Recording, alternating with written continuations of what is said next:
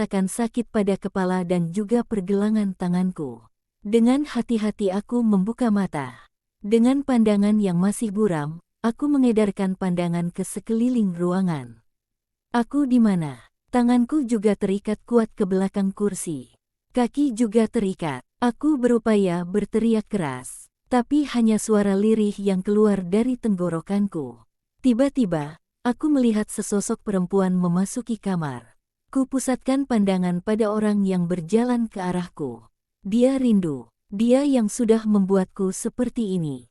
Aku langsung berteriak keras, memanggil nama perempuan jalang itu.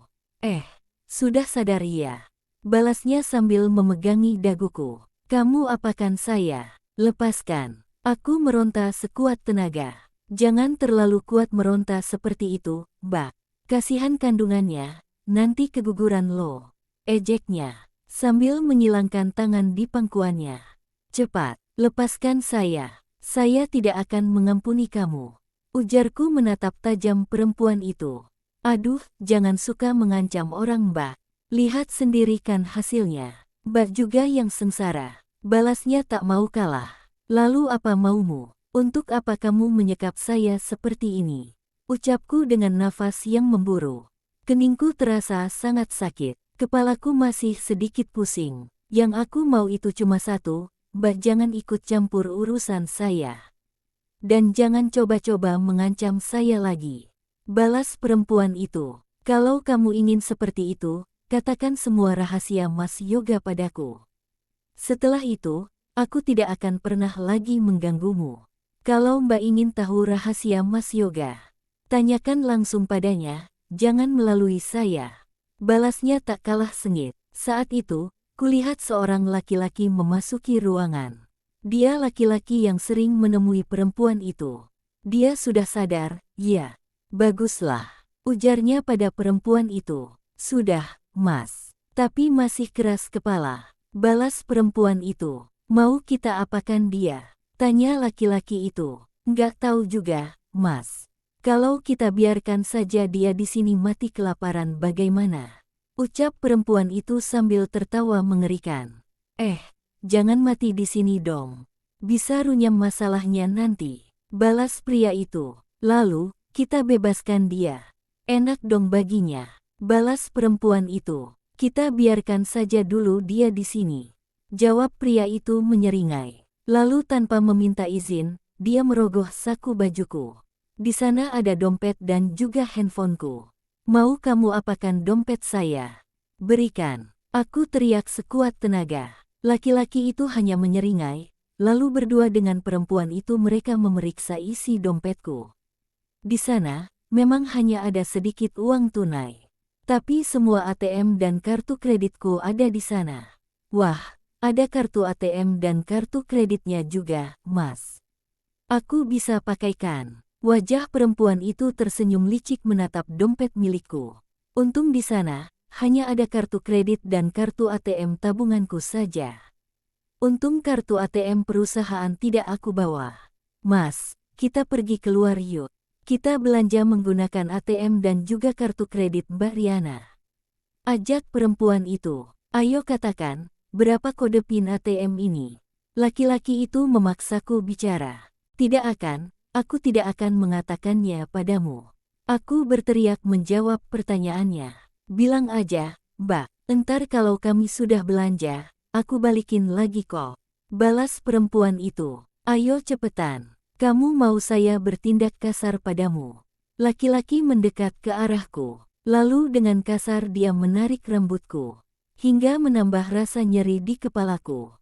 Aku berteriak mencoba melepaskan diri dari genggaman tangan laki-laki itu. Jangan buang-buang tenaga, Mbak. Cepetan ngomong. Perempuan itu juga mendekatiku. Lalu dengan kasar dia menginjak kakiku yang tidak menggunakan alas apapun.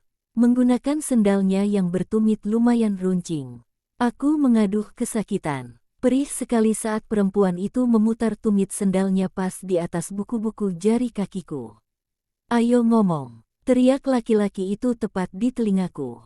Dengan terpaksa aku memberikan apa yang mereka minta.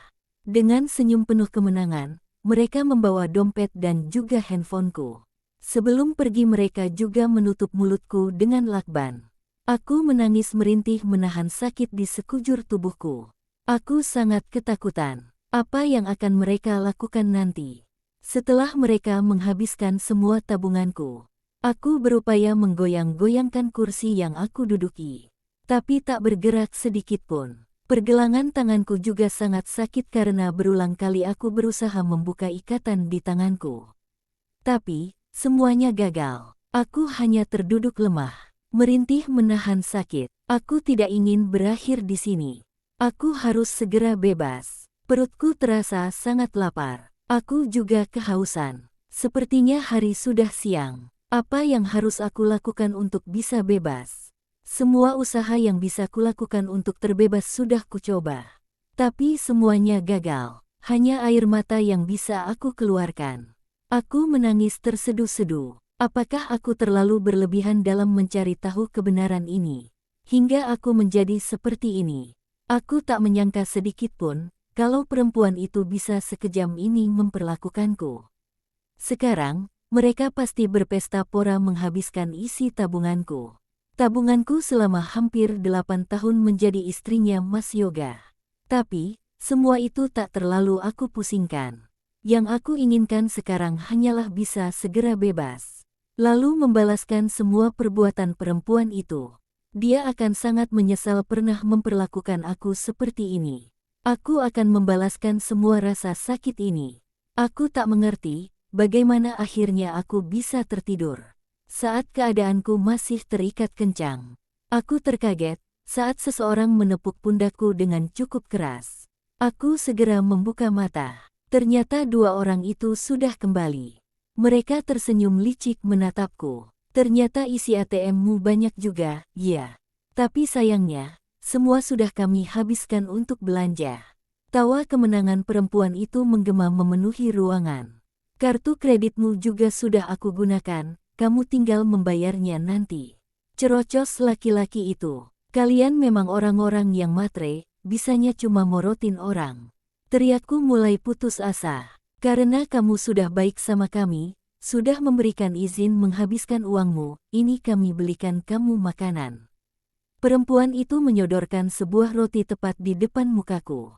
Ayo dimakan. Aku tahu kamu pasti kelaparan. Laki-laki itu bicara sambil mendekat padaku. Aku tidak butuh belas kasihan kalian. Sekarang, lepaskan aku. Aku melototi perempuan itu. Dalam keadaan seperti ini, kamu masih saja bersikap sombong. Teriak perempuan itu. Sayang, harus kita apakan dia?